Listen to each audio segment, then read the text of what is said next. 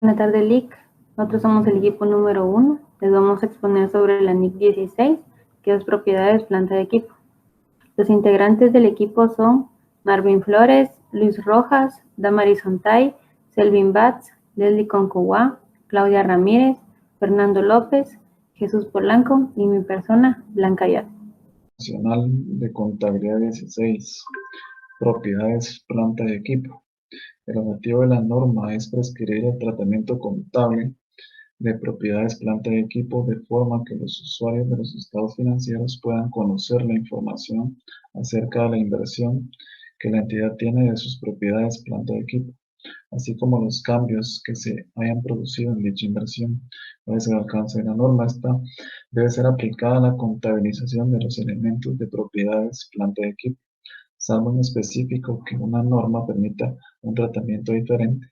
Esta no es aplicable a las propiedades planta de equipo clasificadas como mantenidas para la venta, activos biológicos relacionados con actividades agrícolas distintos a las plantas productoras, el reconocimiento y medición de activos para la exploración y evaluación, los derechos mineros y reservas minerales tales como petróleo, gas natural y recursos no renovables. Dentro del contexto de la norma encontramos las siguientes definiciones. Una planta productora es una planta viva que se utiliza en la elaboración o suministro de productos agrícolas. Se espera que produzca durante un año y tiene una probabilidad de ser vendida como productos agrícolas. Importe en libros es el importe por el que se reconoce un activo una vez deducidas las depreciaciones acumuladas y las pérdidas por deterioro del valor acumuladas. Costo es el importe de efectivo o equivalentes al efectivo pagados para adquirir un activo en el momento de su adquisición o construcción. Importe depreciable es el costo de un activo u otro importe que lo haya sustituido menos su valor residual. Depreciación es la distribución sistemática del importe depreciable de un activo a lo largo de su vida útil. Valor específico de una entidad para una entidad es el valor presente de los flujos de efectivo que la entidad espera obtener de uso continuado de un activo y su disposición al término de su vida útil. Pérdida por deterioro es el exceso del importe en libros de un activo sobre su importe recuperable. Las propiedades, plantas y equipos, uno, son activos tangibles, se poseen para ser utilizados en la producción y suministro de bienes y servicios, para ser arrendados a terceros o para funciones relacionadas con la administración de la entidad, y que se espera ser utilizado durante más de un periodo. Importe recuperable es el mayor entre el valor razonable de un activo menos los costos de disposición y su valor en uso. Valor residual de un activo es el importe estimado que la entidad podría obtener de un activo por su disposición después de haber deducido los costos estimados para su disposición, si el activo tuviera ya la edad y condiciones esperadas al término de su vida útil.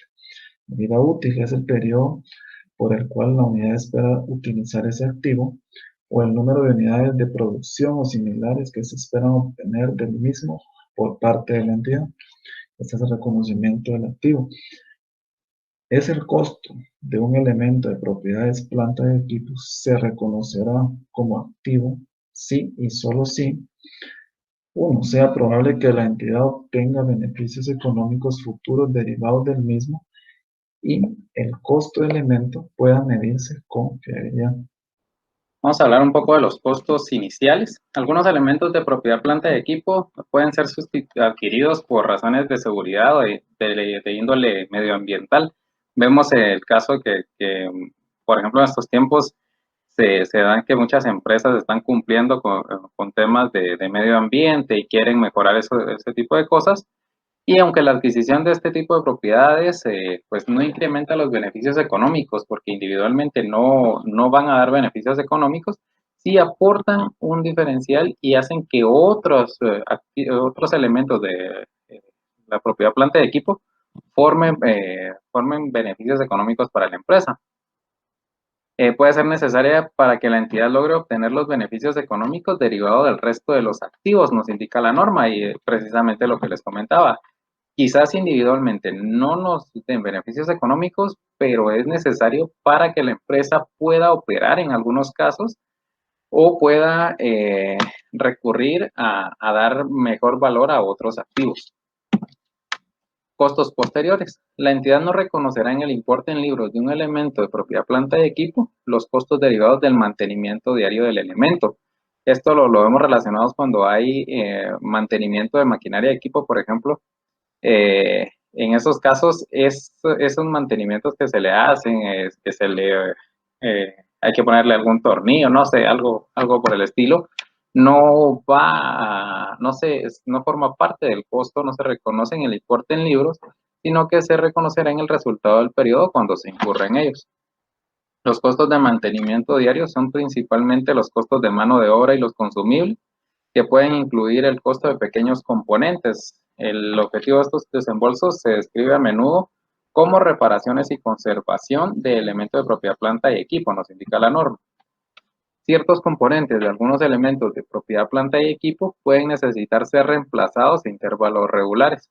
En estos casos, la entidad reconocerá dentro del importe en libros de un elemento de propiedad, planta y equipo el costo de la sustitución de parte de dicho elemento cuando se incurra en ese costo. Eso sí, tenemos que considerar algo muy importante, siempre que se cumpla con el criterio de reconocimiento que nos da la norma. ¿Cuál es el criterio de reconocimiento? Que nos dé beneficios económicos y que pueda medirse.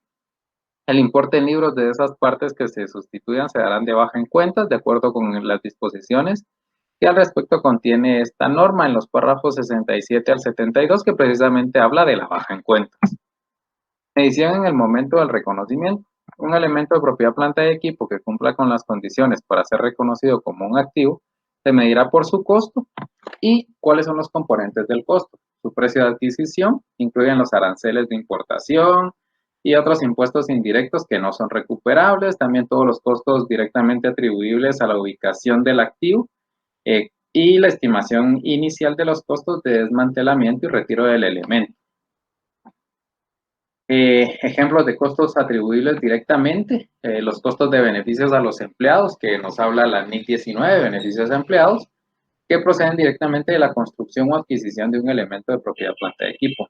Hay otros como los costos de preparación de emplazamiento físico, los costos de entrega inicial y los de manipulación o transporte posterior, los costos de instalación y montaje, los costos de comprobación de que el activo funciona adecuadamente. Eso sí, tenemos que quitarle lo que podamos vender de las unidades producidas por ese elemento cuando está en ese periodo de prueba. Y también los honorarios profesionales son costos atribuibles directamente. Ejemplos de costos que no forman parte del costo de un elemento de propiedad, planta y equipo. Los costos de apertura de una nueva instalación productiva, los costos de introducción de un nuevo producto o servicio, los costos de apertura del negocio, de una nueva localización o de dirigirlo a un nuevo segmento de clientela, y los costos de administración y otros costos indirectos generales. Ejemplos de costos que no se incluirán en el importe en libros de un elemento. Costos incurridos cuando un elemento capaz de operar de forma prevista por la gerencia todavía tiene que ser puesto en marcha o está operando por debajo de su capacidad plena. Pérdidas operativas iniciales, tales como las incurridas mientras se desarrolla la demanda de los productos, y los costos de reubicación o reorganización de parte o de la totalidad de las operaciones de la entidad. El costo de un activo construido por la propia entidad, también nos habla de esto la norma, y nos dice que se determinará utilizando los mismos principios que si fuera un elemento de propiedad, planta y equipo adquirido. O sea, lo que acabamos de hablar es de la misma forma que si la entidad construye una propiedad, planta y equipo, un activo. Si la entidad fabrica activos similares para su venta en el curso normal de su operación, el costo del activo será normalmente el mismo que tenga el resto de los producidos para la venta.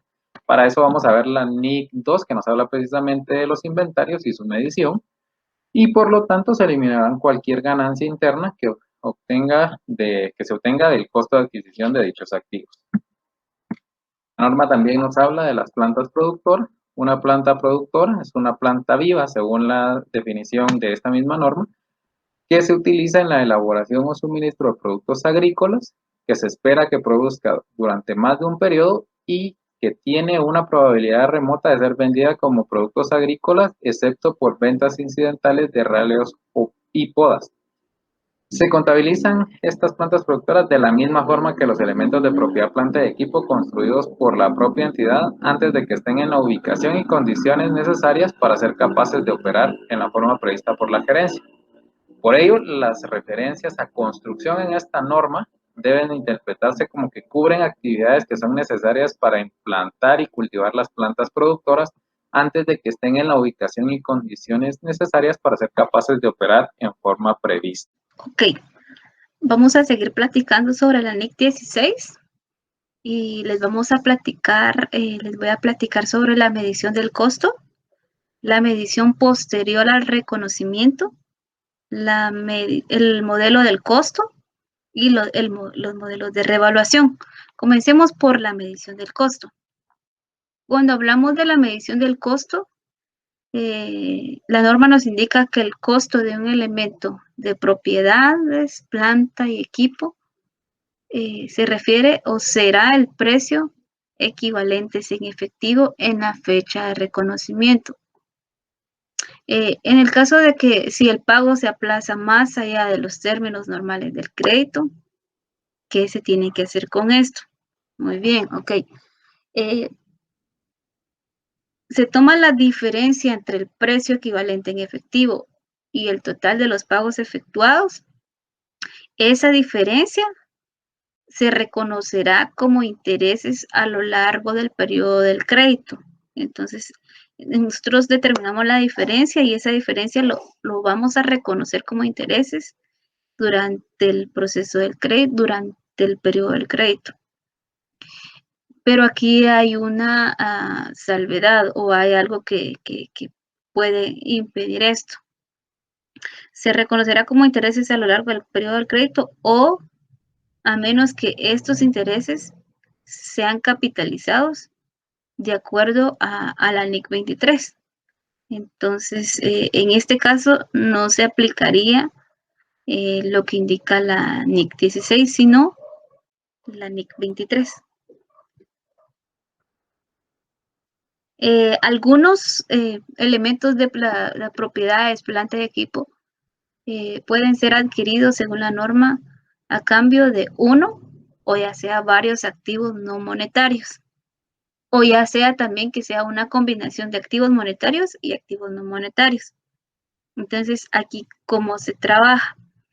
El costo de dicho elemento de propiedades, planta y equipo se medirá por su valor razonable en el caso de la combinación de activos monetarios o no monetarios, o ya sea de activos no monetarios, a menos que la transacción del intercambio no tenga carácter comercial. Más adelante vamos a mencionar a qué se refiere esto de carácter comercial o carácter no comercial.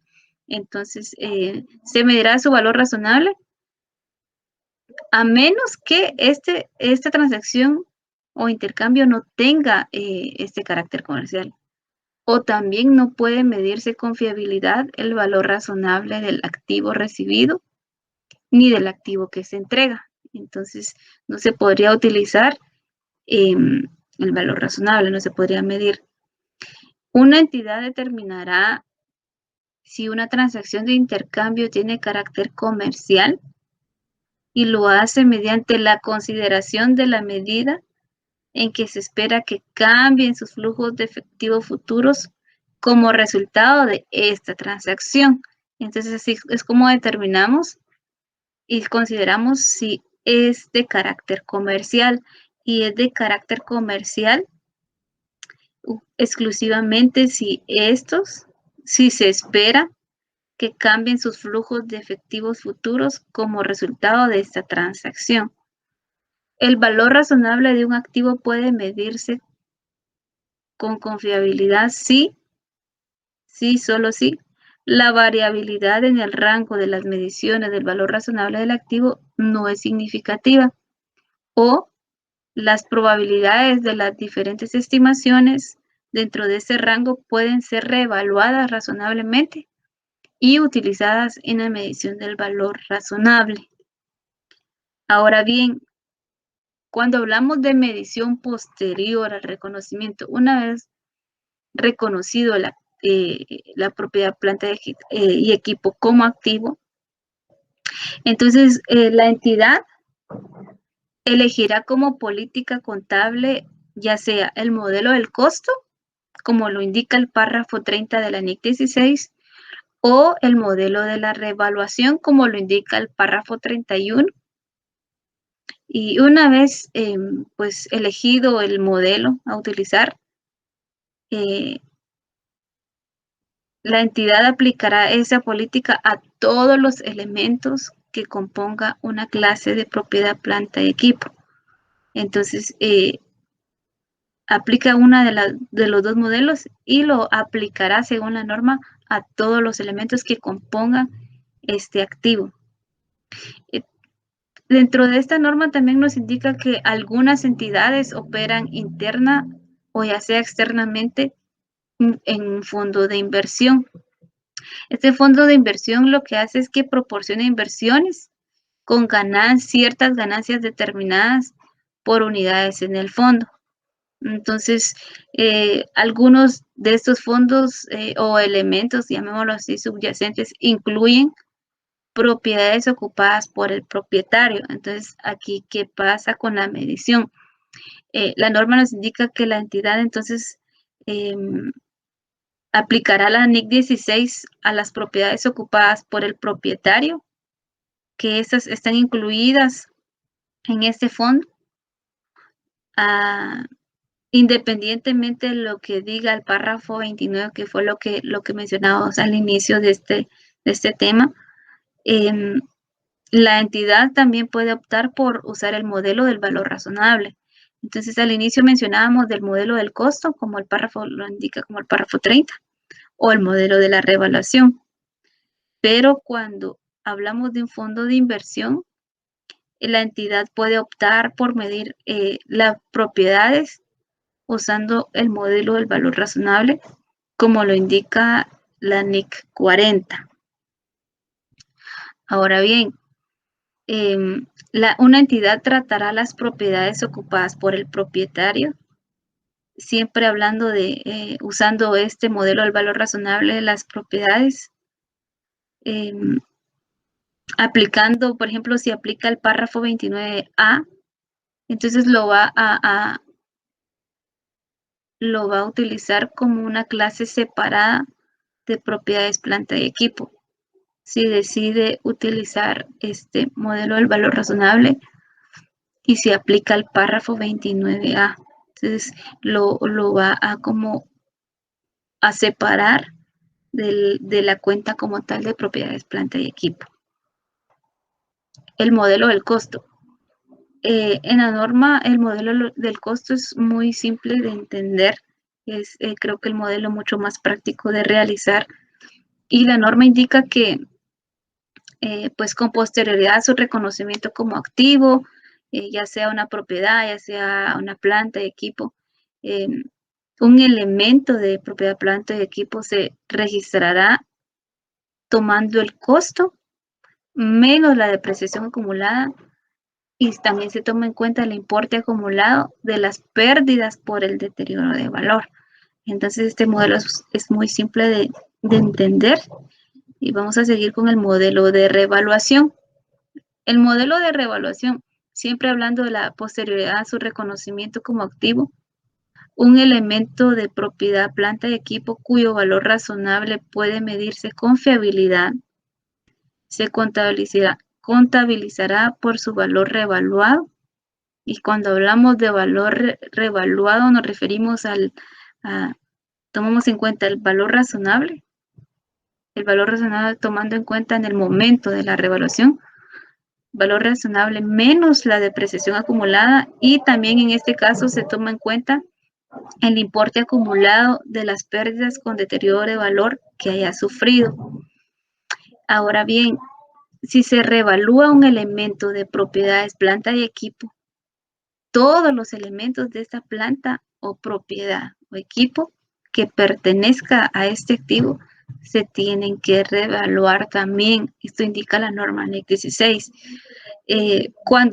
Ahora bien, cuando se reduzca el importe en libros de un activo como consecuencia de una reevaluación, en dónde vamos a reconocer o dónde vamos a registrar este aumento. La norma nos indica que este aumento se reconocerá directamente en otro resultado integral. Y adicional, este resultado se irá acumulando en el patrimonio y lo vamos a registrar ya sea como un superávit. En este caso, si es un aumento, se acumulará en el patrimonio como un superávit de revaluación. Pero sin embargo, este incremento también se reconocerá en el resultado del periodo en la medida en que sea una reversión de un decremento. ¿Qué quiere decir? Que si existe un déficit o algo así, entonces esto va a ir registrado también en el resultado, porque la norma dice, sin embargo, el incremento se reconocerá en el resultado del periodo en la medida en que sea una reversión de un decremento por una revaluación del mismo activo. Activo reconocido, obviamente, el activo que se reconoció anteriormente en el resultado del periodo. Entonces se tiene que registrar de esta manera. La depreciación se depreciará de forma separada cada parte de un elemento de propiedades, planta y equipo que tenga un costo significativo con relación al costo total del elemento. Una entidad distribuirá el importe inicialmente reconocido con respecto a una partida de propiedades, planta y equipo entre sus partes significativas y depreciará de forma separada cada una de estas partes. Por ejemplo, podría ser adecuado depreciar por separado la estructura y los motores de un avión.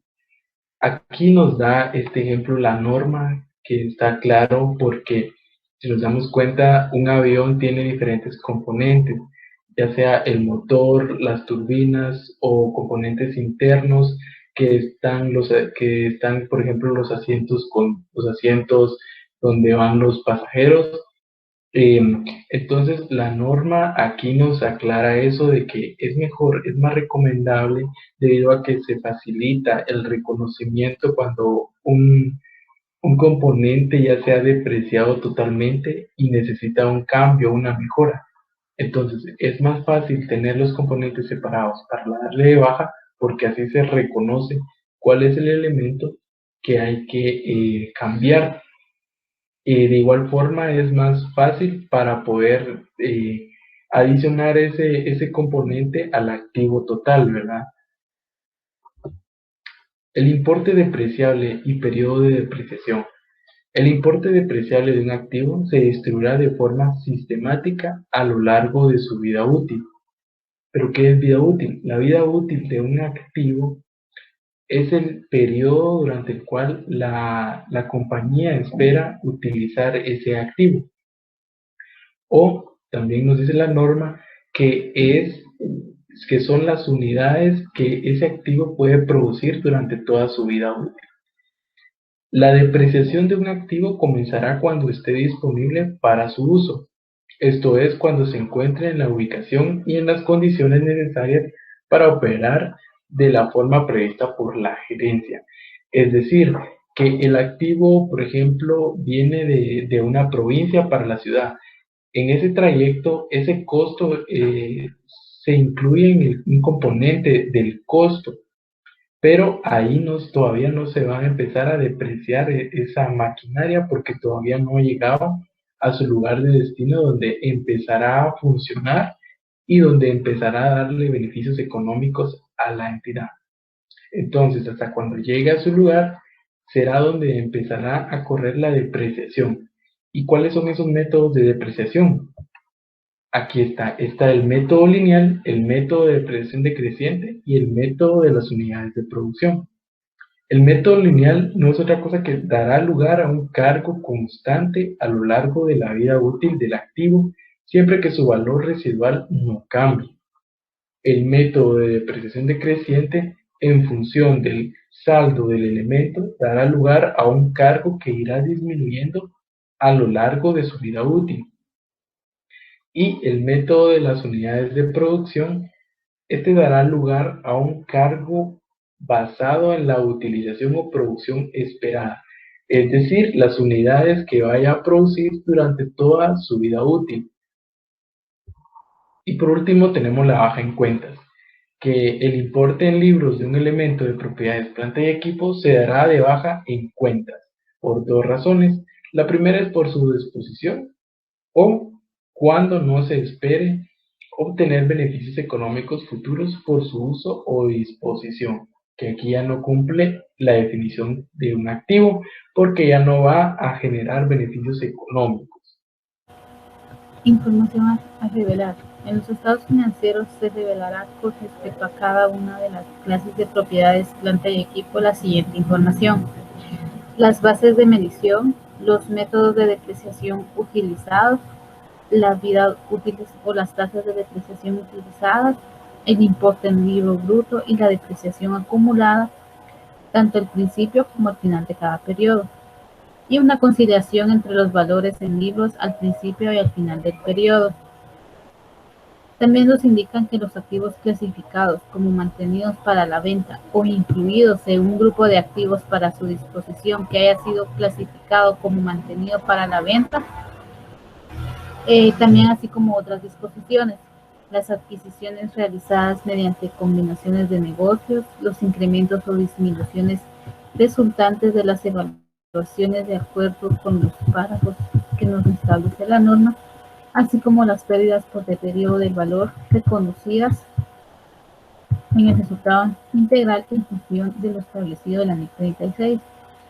Las pérdidas por deterioro del valor reconocidas en el resultado del periodo aplicado en base a la NIC 16.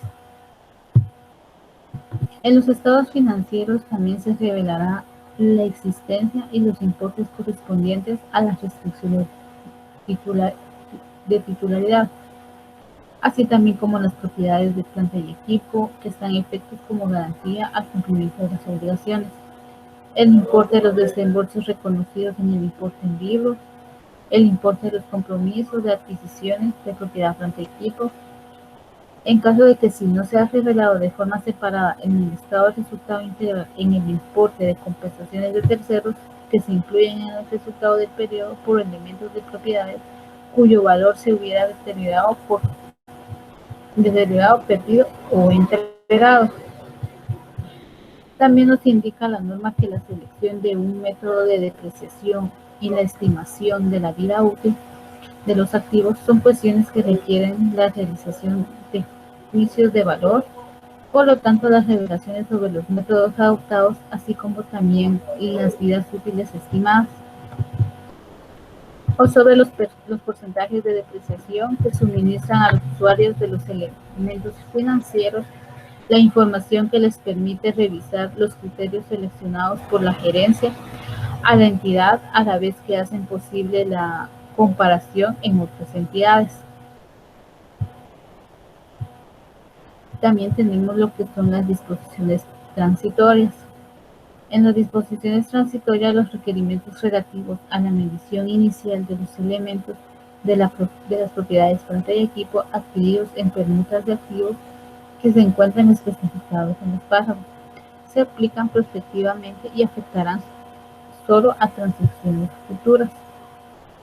Una entidad puede optar medir una partida de plantas productoras a su valor razonable al comienzo del periodo representado en los estados financieros para el periodo de presentación, en el cual una entidad aplique por primera vez la agricultura, por ejemplo, plantas productoras, que son modificaciones en base a la NIC 16 y a la NIC 41, como lo establece la norma, y que se utilice ese valor razonable como su costo atribuible en esa fecha. Cualquier diferencia entre el importe en libros anterior y el valor razonable que se reconocerá en las ganancias acumuladas iniciales al comienzo del primer periodo presentado. Por último, tenemos lo que es la fecha de vigencia. Una entidad aplicará esta norma para los periodos anuales que comiencen a partir de 1 de enero del 2005. Se aconseja su aplicación anticipada. Si una entidad aplicase esta norma en un periodo que comience antes del 1 de enero del 2005, revelará este. Caso práctico, NIC 16, propiedades, planta y equipo. Método de depreciación. El 1 de enero del 2021, la entidad Seminario S.A. realiza un préstamo en Banco Industrial con garantía prendaria para la compra de una maquinaria. El monto asciende a la cantidad de 250,000. El tipo de cambio vigente al momento de realizar el crédito era de 7.60. Los gastos de escrituración del préstamo ascendieron a $1,000. La tasa de interés vigente para el crédito es del 10% anual. El pago de intereses se realizará trimestralmente y los pagos a capital semestralmente. Lo primero que vamos a realizar es la partida número 1 con fecha 1 de enero del 2021, en la cual vamos a cargar caja y banco, gastos por liquidar, que es el tema de la escrituración, a préstamos bancarios. Eso es por el tema de la adquisición del préstamo para la compra de la maquinaria. Después nos va a dar un total de 1.900.000. Este 1.900.000 está comprendido por los 250,000, que es el préstamo adquirido, por el tipo de cambio, que era de 7.60. Con el tema de los gastos por liquidar, que es el tema de la escrituración, son los $1,000 que nos indica el enunciado, que es por escrituración.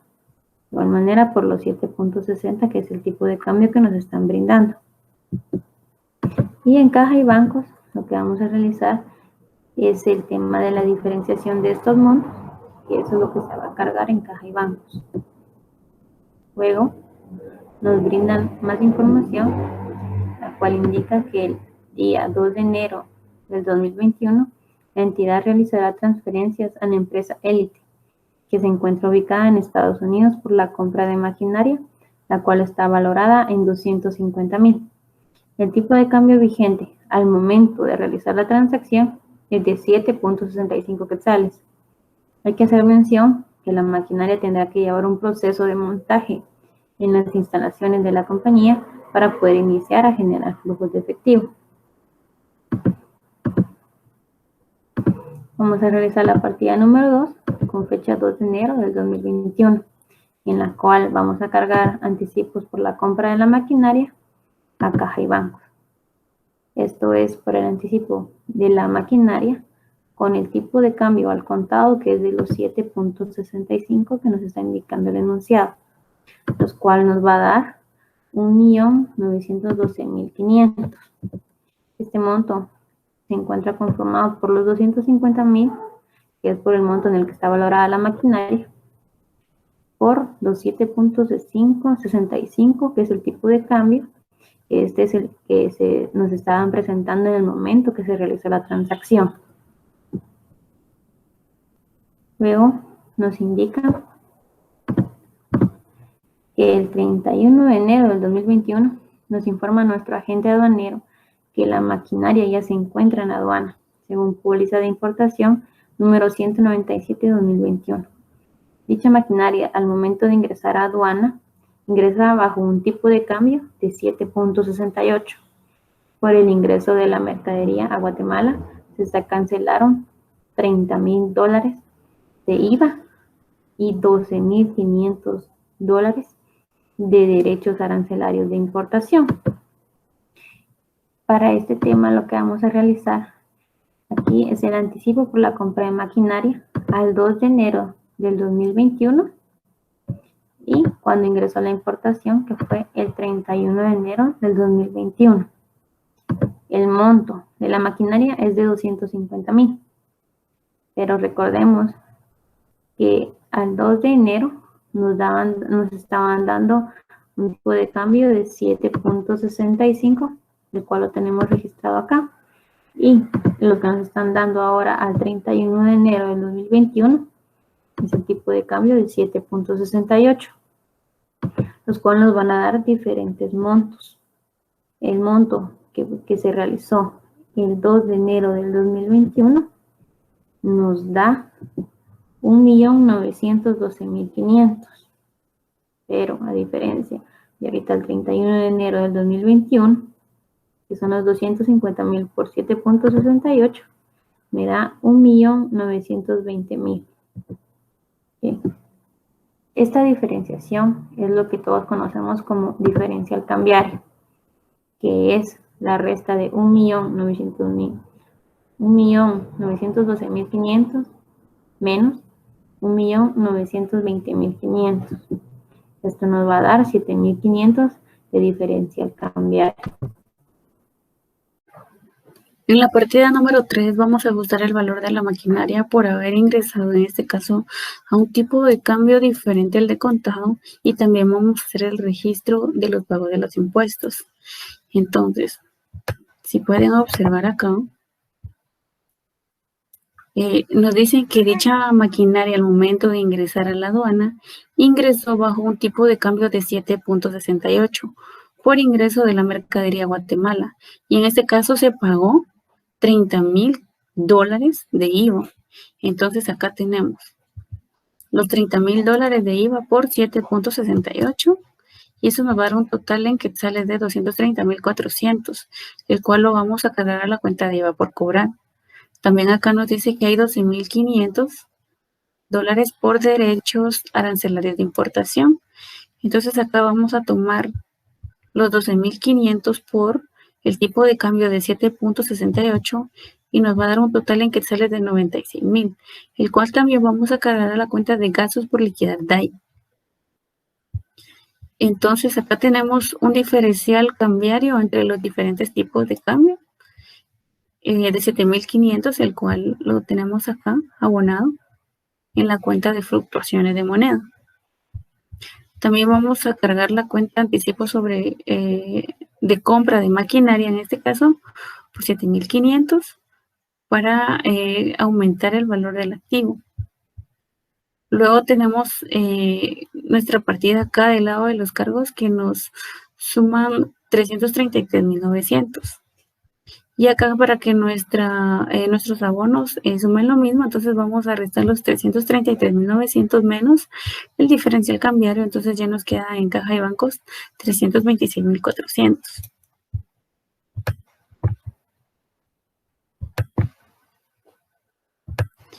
En la partida número 4, acá vamos a registrar los pagos realizados para poder poner la maquinaria en condiciones de uso. Entonces acá tenemos todos los costos inmersos en la importación, las fechas, los montos en dólares, los tipos de cambios. Entonces acá lo que vamos a hacer es quetzalizar uno por uno. Entonces ya quetzalizados nos da un total de 191.769.50 en quetzales. Entonces acá nuestra partida quedaría gastos por liquidar varios por 191.769.50, caja de bancos abonado por el mismo valor. Entonces acá ya tenemos nuestra partida por 191.769.50. En nuestra partida número 5 vamos a registrar los intereses del préstamo, en este caso que corresponden al primer trimestre del año 2021, el tipo de cambio de 7.63. Entonces vamos a registrar los intereses a la cuenta de gastos por liquidar intereses por 47.687.50, y vamos a abonar la cuenta de caja de bancos, en este caso por 47.687.50. El 31 de marzo de 2010, la maquinaria ya cumple las condiciones necesarias para ser reconocida como un activo, por lo que se procede a su reconocimiento inicial. Bueno, como la norma nos menciona que para poder reconocer el valor de un activo fijo o de una maquinaria, se debe de tomar en cuenta todos aquellos costos de adquisición, de todos aquellos costos que hayan incurrido para poder poner en uso la maquinaria, ¿verdad?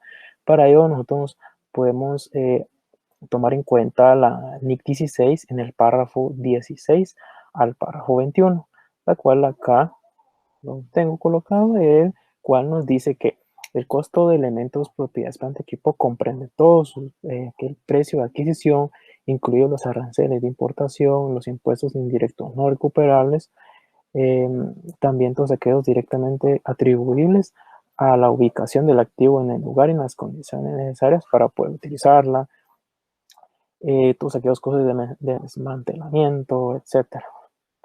Por ello es que acá detallamos todos esos costos, ¿verdad? El costo de adquisición, los impuestos no recuperables, desmontaje de mercaderías, costo de transporte a la bodega, costo de preparación de terreno, instalación, de funcionamiento, etc.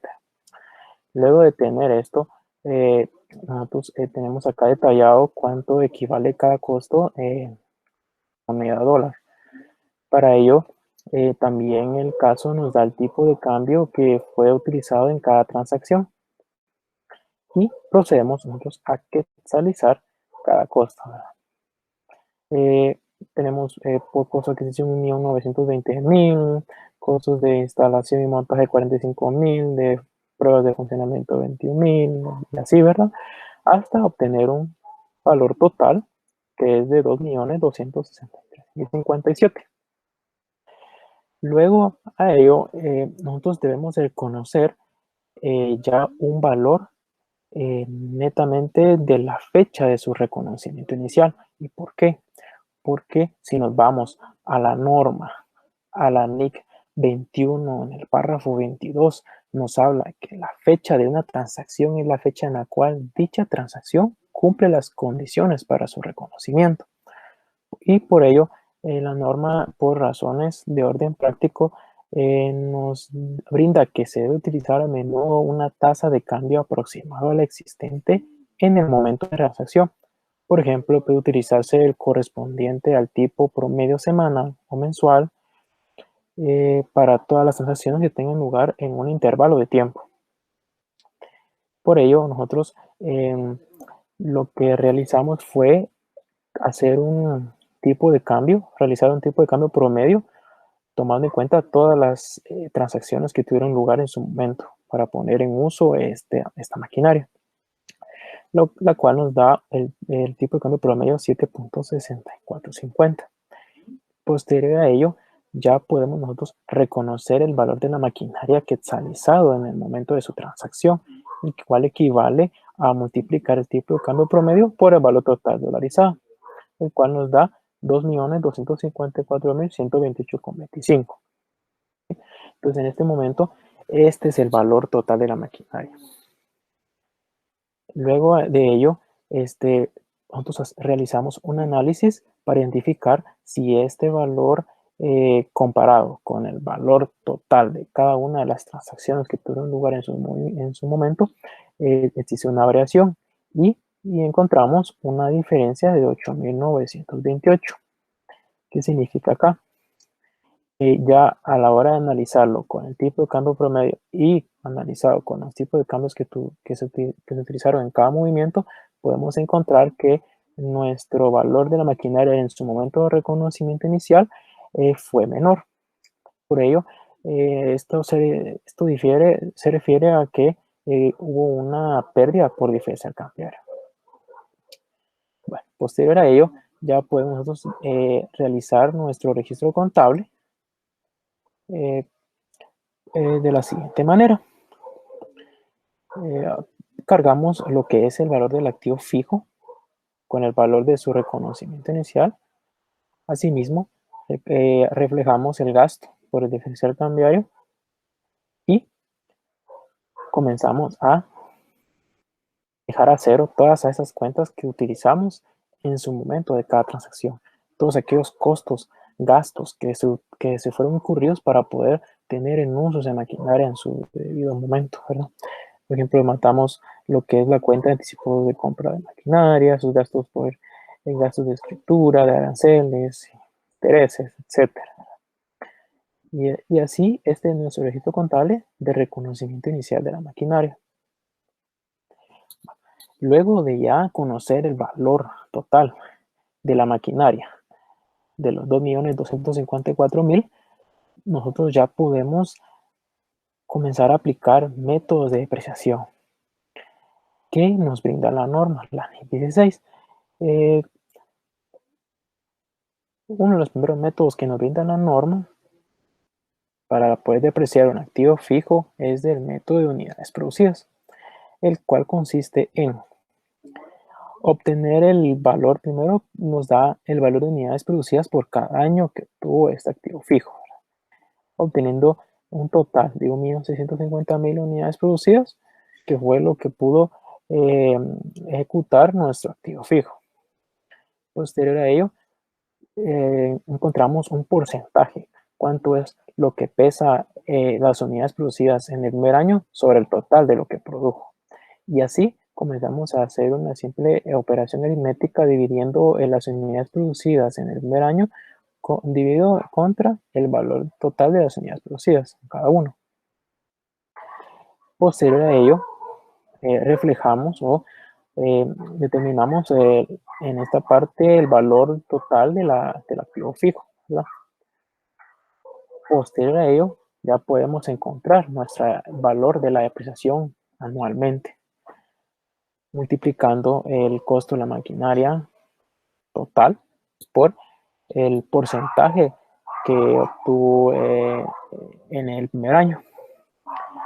Podemos encontrar que este activo fijo, su depreciación en el primer año fue de 683.000, en el segundo año fue de 614.000, en el tercer año de 512.000 y en el cuarto año 307.000 y por el último año fue de 136.000. Si el punto de cuadro acá sería de que nuestro total es igual al valor total del activo fijo. Bueno, vamos a desarrollar los últimos dos métodos para el cálculo de la depreciación de acuerdo con la norma. Uno de los otros métodos que funciona, aparte del que ya nos expusieron, que es el de unidades producidas, pues es el método de línea recta. Consideramos nosotros que quizá el más sencillo de todos por la facilidad de su cálculo. Pues inclusive su mismo nombre lo dice, básicamente es agarrar el valor a depreciar dentro de la cantidad de periodos que se va a estimar como vida útil, los cuales pues bien pueden ser años, bien pueden ser meses, bien pueden ser días, dependiendo de la naturaleza del activo fijo, y pues en función de ello se va a calcular en un determinado periodo de tiempo que va a ser relación con esa base sobre la cual se dividió el monto a depreciar. Para este caso, pues, un caso práctico, vamos a considerar que son años, vamos a seguir con la misma metodología que son 5 años, y pues siguiendo lo que ya platicamos, es de agarrar el valor base que traíamos, dividido 5, nos va a dar el valor a depreciar. Otra metodología es agarrar la constante, que es una unidad, que es la unidad es el representativo del valor original del activo, dividido la cantidad de periodos a depreciar. En este caso dijimos que van a ser años completos, vamos a partir de ese supuesto que son 5 años completos. Entonces, a cada periodo a depreciar le corresponde un 25%. Si estuviéramos hablando de 7 años, sería un 14.29% a depreciar, y si fueran 10 años, sería un 10%. Eso es sencillo. Tal vez vale la pena mencionar, vamos a regresar aquí al 5 y que nos quede el 20%, que es lo que vamos a trabajar. Vale la pena mencionar que, por ejemplo, en el caso, y insistimos siempre haciendo una comparación como para ver las diferencias ahí con el tema de la base fiscal en nuestro país. La ley del SR, que es la que regula eso, incorpora una forma de poder hacer esa depreciación sobre el método de línea recta, por la facilidad, es, digamos, para no meterse a hacer dar muchas directrices o muchos lineamientos o no hacer consideraciones particulares por los distintos giros de negocio, los distintos activos que cada empresa puede utilizar. Lo pone en diferentes categorías, unos cuantos renglones ahí de categorías de activos, y les da un porcentaje, de hecho es un porcentaje fijo, pero de ahí deducimos que es un método de línea fija, y eso nos da la cantidad de años en los cuales se puede depreciar el valor de ese activo del que se trate. La ley establece que se puede, si se va a pretender depreciar por otro método, debe pedirse una autorización a la SAT, y es un proceso en el cual hay que demostrar por qué razón se considera que el método de línea recta no es el más adecuado. Pero por default la línea trae esta metodología, insisto, por su sencillez. Entonces vamos a la norma. ¿Qué sucede con la norma? La gran diferencia entre la norma y la ley del SR, por ejemplo, en nuestro caso, es que la base fiscal no pretende ni le interesa demostrar la realidad económica del de la situación financiera de la empresa. Lo que pretende es demostrar la realidad económica del aspecto material de la deducción de gastos para efectos del pago de un tributo. Pero la norma sí pretende reflejar la imagen fiel de la realidad financiera de la empresa. Entonces, cabría la pena preguntar por qué este método es considerado entre la norma. Bueno, la norma lo dice, y esta norma en especial, la número 16, la norma internacional de contabilidad número 16, dice que debe utilizarse el juicio, y es en general un elemento importante en todo el conjunto de normas. Debe hacerse uso del juicio y del el criterio de la administración. Entonces, si un activo se considera que depreciado por el método de línea recta va a reflejar realmente la reducción del valor en cada periodo considerado de forma uniforme a lo largo de la vida útil que se determinó para el bien, pues la norma dice que se puede utilizar.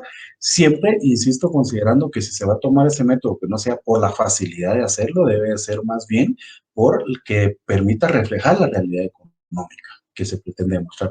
Y se debiera de suponer que al activo no le afecta considerarlo así de forma estandarizada, una cuota de depreciación lineal a lo largo de toda su vida útil, ¿ya? Entonces, básicamente aquí es bien sencillo, es el valor base por el porcentaje de depreciación que ya determinamos, y eso me da la depreciación anual. Esto me ha sumado los años más la depreciación acumulada, que al final del último año es igual al valor de libros original, y la columna de valor de libros me permite hacer la verificación de que mi saldo de libros quedó cero. El otro método que la norma establece es el método decreciente. Entonces, aquí en el método decreciente hay dos formas, digamos, como metodologías de calcular lo que he visto que es lo que se utiliza. Y vamos a ver ahorita quizá una similitud importante y una diferencia importante entre los dos métodos.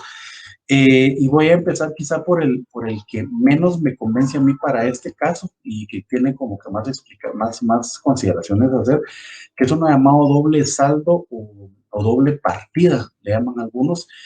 Y esto es por la siguiente razón. La forma de estimar, siempre hay que buscar un factor de depreciación anual, y la forma de determinar en este caso la depreciación no es otra cosa más que agarrar la vida útil, que aquí seguimos con el tema de 5 años, y sacar el porcentaje de depreciación anual y multiplicarlo por 2. La gente tiene dos formas de hacerlo, es agarrar, aquí ya no voy a agarrar la unidad que lo dice allá, sino que voy a agarrar el porcentaje para que se entienda. El porcentaje de depreciación, que es el 100%, que es igual a una unidad que diera ser el 100% del valor del activo que se va a depreciar, partido 5, me va a dar un 20%, y aquí en la fórmula ustedes pueden ver que solo se multiplica por 2 y me da el 40%. Es agarrar lo que se hizo con línea recta, de sacarle cuánto es el porcentaje anual, si fueran 5 años, que es un 20%, y lo multiplico por 2. Otra forma que la gente tiene es agarrar el valor 2, este número 2, que sería una constante, y dividirlo entre la vida útil, y me va a dar el 40%. Entonces, por ejemplo, en el caso que pusimos allá, si fueran a 7 años, allá teníamos 14 y pico de depreciación, el porcentaje de depreciación anual, aquí es un 29 y algo. Y si fuera a 10 años, pues sería un 10%, en el método de línea recta, aquí es el doble, 20%. No tiene mayor ciencia. ¿Pero para qué sirve ese porcentaje? Bueno, en este método lo que se hace es que se agarra el valor base a depreciar siempre, como ya lo vimos, que es este que tenemos acá determinado, 2.254.128, y se multiplica por este porcentaje que me salió, y este porcentaje es constante. Pero lo que hace que vayan variando los valores de depreciación anual a lo largo del ejercicio es que al detener la depreciación anual del primer año, que se vuelve la depreciación acumulada en ese primer año, se agarra ese valor en libros originales en el registro, en el reconocimiento inicial, y se resta la depreciación de ese periodo, y me queda un valor en libros nuevo. Para el siguiente año, el porcentaje de depreciación es el mismo, el 40%, pero la base sobre la que se calcula ya es el valor en libros que quedó después de la aplicación de la depreciación del año anterior. Y así sucesivamente se va viendo que es el valor en libros del año anterior. La depreciación va siendo menor en cada periodo, porque la base sobre la cual depreciar ya es menor, y la depreciación acumulada pues va incrementando hasta que el valor de la depreciación se asemeja mucho al valor original, al reconocimiento inicial del valor del activo, pero nunca llega a ser igual. Y eso es algo que me parece a mí inapropiado en este método para este caso, porque siempre queda un saldo, un valor en libros en esta metodología. Lo que se busca con esta ecuación, esta fórmula que le encontraron, pues es aquí vamos a hablar de una de las similitudes del doble saldo con el de suma de dígitos. Y es que el propósito del método decreciente, en general el método busca justamente como su nombre lo dice, que el valor del activo decrezca aritméticamente y evidentemente que la depreciación pues vaya siendo menor en cada año. Y entonces lo que se busca con esto básicamente, las premisas y la lógica de este método es que se considera que cuando el activo está más nuevo, va a tener más uso intensivo, va a ser más la inversión que se puede destinar a mantenerlo en condiciones de producción y a mayor distancia en tiempo desde su adquisición inicial hasta los periodos digamos, más recientes, o es decir, cuando ya tiene más edad el activo, se supone que ya su capacidad de producción es un poco menor, que ya no tiene el mismo valor, de repente por obsolescencias comerciales o tecnológicas. Entonces el valor que se supone que debiera de tener en libros es mucho menor, pero tampoco se hizo lineal como en el caso de línea recta, valga la redundancia, que se le aplica una misma depreciación en el último periodo. Acá no, acá la depreciación es menor porque el valor base ha venido reduciéndose. Eso tiene en común estos dos métodos. La diferencia básicamente es que acá, en el otro vamos a ver que no queda saldo, en este queda un saldo al final.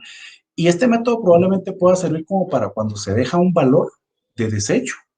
Y si no se dejara valor de desecho, igual de todos modos siempre queda un saldo acá. Y lo que he visto cuando lo utilizan es que tiene que venir a afectarse manualmente el valor de la depreciación del último periodo. Y ese último periodo queda con una depreciación mucho más alta, principalmente que el año inmediato anterior. Entonces se ve como si se guardara un valor en libros, se conservara al penúltimo periodo y se castiga todo en el último periodo. Entonces, probablemente, insisto, hay que utilizar el juicio para determinar si este método fuera el correcto al momento de utilizarlo, pero pues veo que es como para cuando se le considera dejar un valor residual importante al activo para que el ajuste en ese último año de depreciación no sea tan alto, o cuando se quiere no matar totalmente el valor del activo y guardarse, que se considera que va a guardar un valor importante al final, como por si existiera la necesidad de hacer algún cambio en alguna política contable, o se quiere mantener ese valor al final sin haber considerado un valor residual inicial, porque termina el ejercicio, sea cual sea que uno haga, termina siendo bastante considerable el saldo al final. Entonces, eso es lo que tiene esta metodología. Aquí, pues le hicimos una comprobación a la metodología para ver que estamos a ceros.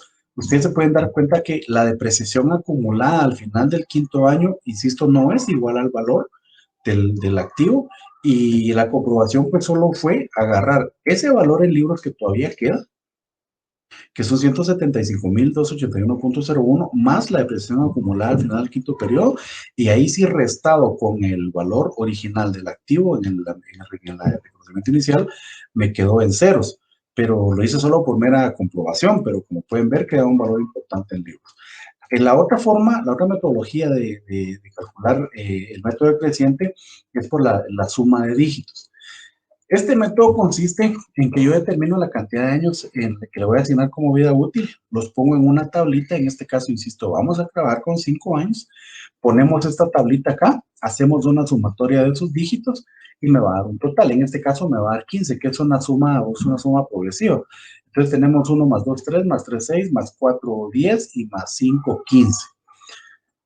Para poder determinar el factor de depreciación, lo que se hace es que en el primer año se agarra el valor, el valor más grande en el rango de los datos de los años a depreciar, que en este caso es 5, y se divide dentro de la sumatoria total de los dígitos considerados. Por eso se llama sumatoria de dígitos. Entonces, al hacer esta operación, ustedes se dan cuenta que se agarra 5, que es el valor más alto, dividido 15, y ese monto, ese porcentaje de prestación se le asigna al primer año de la vida útil. Entonces, queda un 33%, es decir, una tercera parte del valor del activo, sea cual sea, aquí la fórmula siempre va a funcionar igual. En este caso, quedó un 33% del valor asignado al primer año. En el segundo año se hace ya el penúltimo de la tabla de datos, que es 4, dividido 15, y se le asigna al segundo año a la depreciación, ya pasa a ser 26.7. Luego, en el tercer año, igual la misma operación. Acá, pues, como es año impar y está cabal en la cinturita, pues no es otra cosa más que 3 dividido 15, y aquí va a dar un 20%.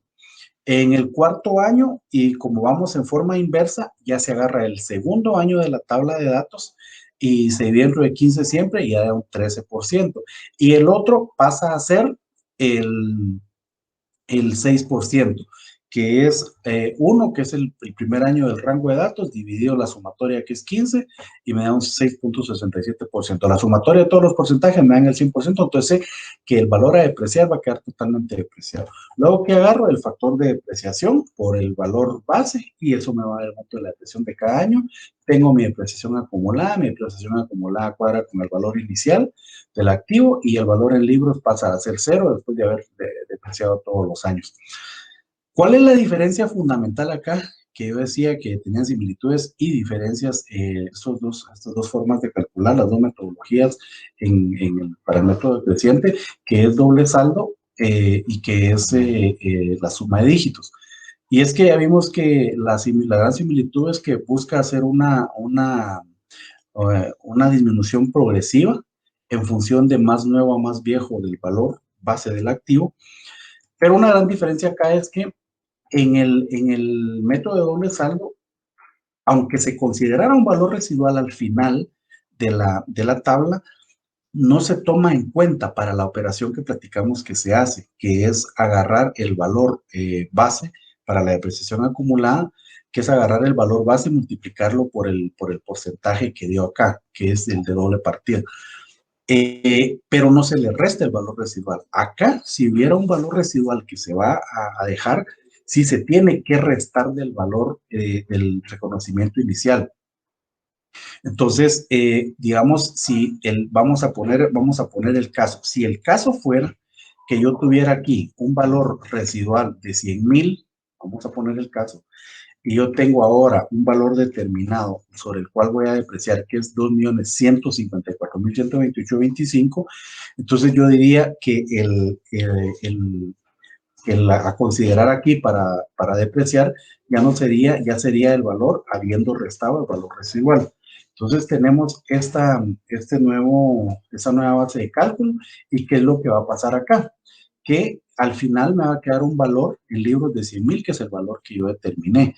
Entonces, aquí la idea es que o lo hago de esta manera, o sigo calculando sobre la base que tenía, y me va a dar, por ejemplo, digamos, si yo aquí le resto al valor el que es el reconocimiento inicial, le resto los 100,000 y dejo esto como base para depreciar, el valor va a ser 0 siempre en la tabla, el total depreciado va a ser 2.154, pero recuerdan que mi valor inicial era de 2.254.000.